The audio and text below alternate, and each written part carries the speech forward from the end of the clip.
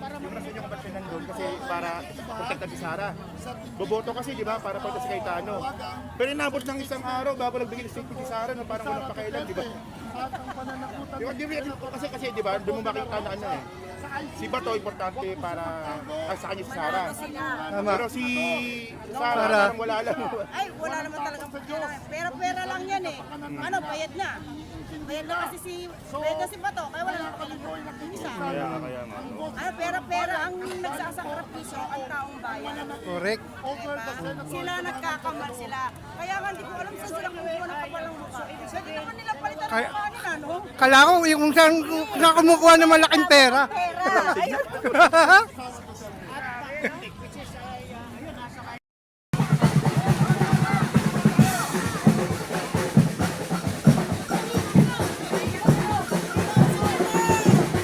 Park pa pala.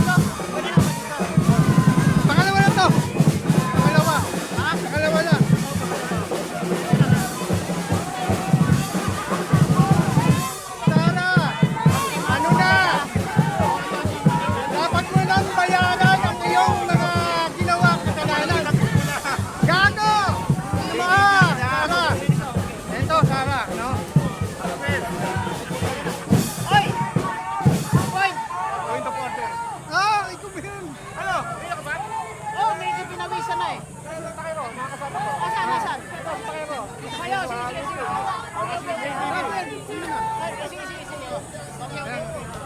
Ayan po. Live ito. Ito po, nandito po tayo ngayon sa aming harap po na clinic. Mga pangalawang grupo na huto, kanina po dumating po yung bayan. Nandito po kanina. Pilipinas siya. Ngayon, yung grupo ay pangalawa na po. Isa lang po ang sigaw ng taong bayan. Treatment, ikaray, ayun na po. Dapat na ituloy. No? At batong dapa. Ngayon po ay kailangan na lumabas na siya dyan sa may Senado. Harapin mo na maging ICC. May dumating na aeroplano puti para sa iyo yun. No? ICC. Si Point. Kaya po si Point po sa tipan na natin. Nakita muna natin. Ayan po, tayo po na.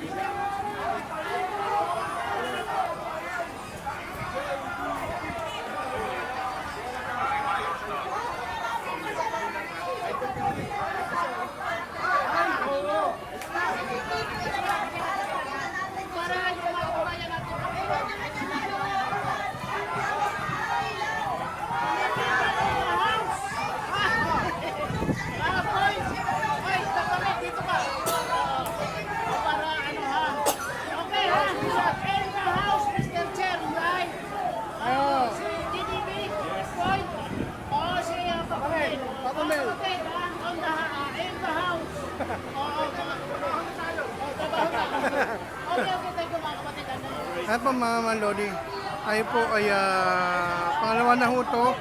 Nakakuha lang tayo ng video. No? Tapos mamaya po magano. Tayo po ngayon magano tayo dito. Isa lang po ang sigaw ng ating mga kababayan. Isa lang ang statement si Sara. Bato, yan yung tinatawag, no?